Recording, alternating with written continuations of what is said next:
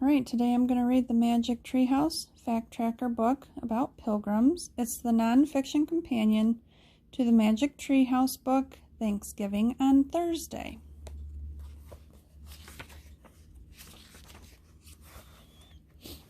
Chapter 1.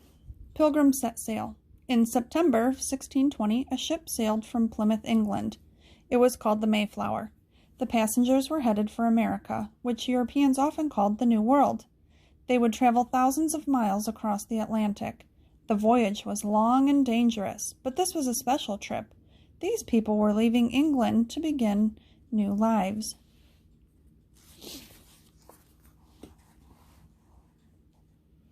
Why would anyone undertake this hard journey? The people on board had different reasons. Some left because they had separated from the Church of England. They are called the Separatists. The Separatists wanted to worship their own way. The king was head of the English church. He would not give them this freedom. He even put some of them in jail. There were about 37 Separatists among the passengers. There were other people on board as well. They were not Separatists. They hoped to make a better living in the New World. There was not enough work in England.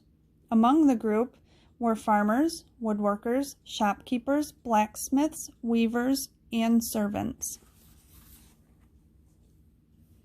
Altogether, there were 102 passengers on board, about 50 men, 20 women, and 32 children. Today, we call all of these people pilgrims. Here, a pilgrim goes on long journeys for religious reasons. The long voyage. There were supposed to be 2 ships going to America, the Mayflower and the Speedwell, but the Speedwell leaked badly. It couldn't make the trip. All but 20 of its passengers jammed into the Mayflower. Living on board was not pleasant. For the next 2 months, the journey was very scary. High winds and waves tossed the ship about like a toy. The Mayflower was actually a cargo ship. It did not usually carry passengers. There were too many people on board.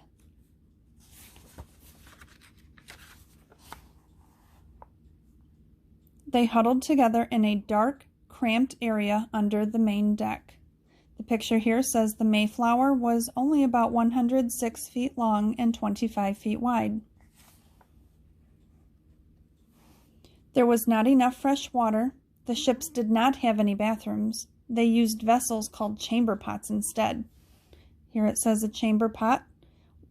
They were emptied into the ocean.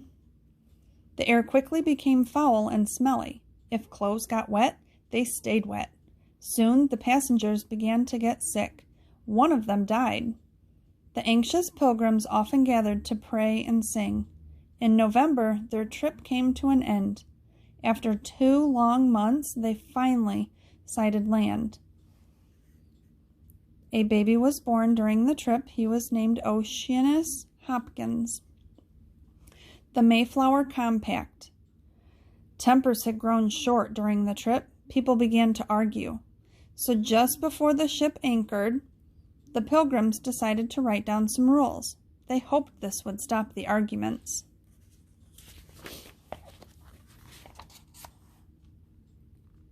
Their agreement had become known as the Mayflower Compact. It was the first time in America that people wrote down their ideas about governing themselves. Here it says a compact is an agreement. And the picture here says, like many paintings, this one of the compact signing shows the Pilgrims in clothing from the wrong period.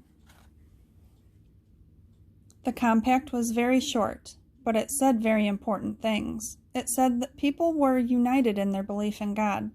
They pledged their loyalty to the king and England. They promised to pass fair and just laws. 41 men signed the compact. The Pilgrims voted for John Carver as their new governor. The sign here says, unfair. Women could not sign the compact. They did not have the same rights as men.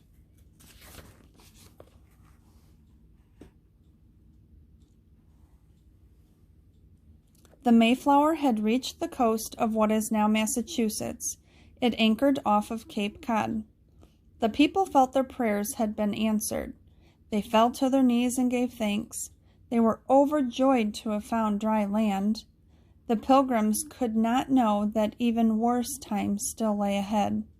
All the rules in the world could not help them survive. Here is a map of the Mayflower. There were 30 sailors on board. The captain's cabin. Pilgrims slept in hammocks or on the floor. The Mayflower was a little longer than a tennis court. It traveled about 2 miles an hour and covered 3,000 miles. Sailors turned the sails with ropes to catch the wind. There was a galley or a kitchen, and cargo and supplies.